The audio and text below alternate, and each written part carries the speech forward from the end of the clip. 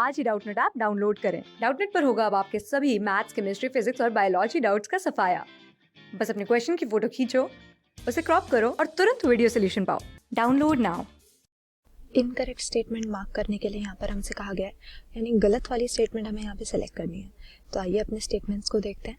पहला स्टेटमेंट है कि हेरिंग ब्रूअर रिफ्लेक्स हमारी लंग्स की ओवर एक्सपेंशन को प्रिवेंट करता है। तो ये सही बात है। हेरिंग ब्रूअर रिफ्लेक्स तब एक्टिवेट होता है, तब ट्रिगर होता है जब हम बहुत ही गहरी सांस लेते हैं या डीप इंस्पिरेशन करते हैं। तो हमारी लंग्स की कैपेसिटी तो लिमिटेड है, तो अगर ज़्यादा volume of air, excessive volume of air lungs में जाएगी तो कोलैप्स हो सकती हैं, डैमेज हो सकती हैं। इसीलिए इस तरह का ये रिफ्लेक्स होता है जो कि हमारे स्ट्रेच रिसेप्टर्स एयरवेज में प्रेजेंट होते हैं। हमारे कहाँ पर?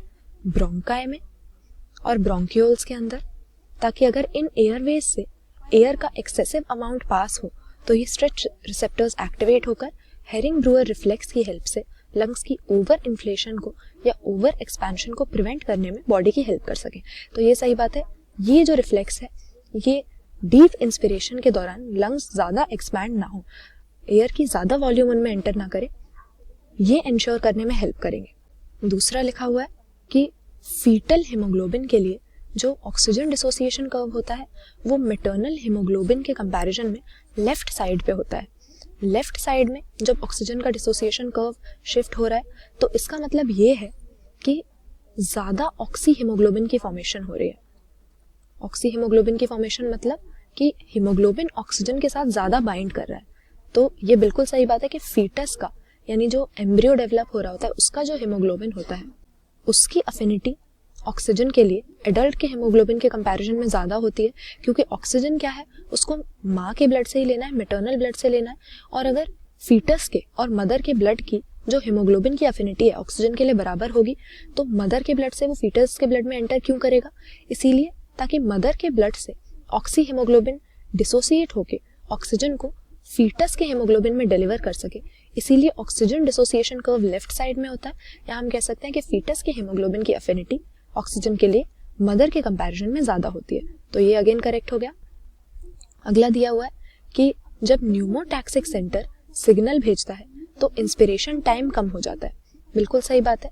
हमारी ब्रीदिंग रेट को, या हम कह सकते हैं रेस्पिरेटरी सिस्टम को मॉनिटर और रेगुलेट करने का न्यूमोटैक्सिक सेंटर हमारे हाइंड ब्रेन में पॉन्स में पाया जाने वाला एक स्ट्रक्चर है, जो कि अगर हमारी बॉडी में कुछ सब्सटेंसेस की कॉन्सेंट्रेशन बढ़ जाती है तो इसको डिटेक्ट करके हमारे ब्रीदिंग रेट को ऑल्टर कर देता है, मॉडरेट कर देता है हमारी बॉडी टिश्यूज की ऑक्सीजन नीड्स के हिसाब से।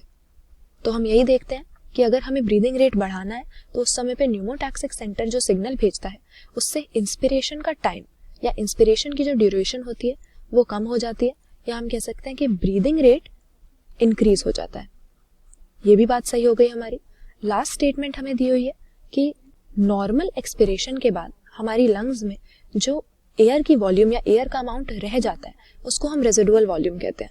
अब ये रेजिडुअल वॉल्यूम की हमारी गलत डेफिनेशन हो जाएगी। रेजिडुअल वॉल्यूम वो होती है एयर की मिनिमम वॉल्यूम जो कि फोर्स्ड एक्सपिरेशन करने के बाद भी, यानी अगर हम पूरा दम लगाकर सांस अपनी लंग्स से बाहर छोड़ दें, हवा एक्सपेल कर दें, तो उस फोर्सफुल एक्सपिरेशन के बाद में भी हमारी लंग्स में बचेगा। ये रेजिडुअल अमाउंट हमेशा ही हमारी लंग्स में प्रेजेंट रहेगा, कभी भी एक्सपेल नहीं किया जाता, क्योंकि अगर लंग्स बिल्कुल खाली हो जाएंगी, वैक्यूम हो जाएगा, तो वो कोलैप्स हो सकती है। लेकिन नॉर्मल एक्सपिरेशन के बाद नहीं, फोर्सफुल एक्सपिरेशन के बाद भी जो बचता है उसको हम रेजिडुअल वॉल्यूम कहते हैं।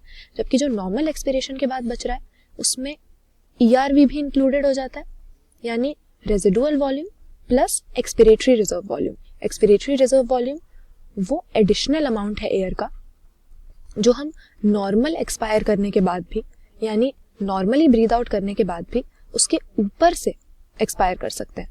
तो यानी फोर्सफुल एक्सपिरेशन के पहले ये भी हमारी लंग्स में होगा रेजिडुअल वॉल्यूम के साथ में।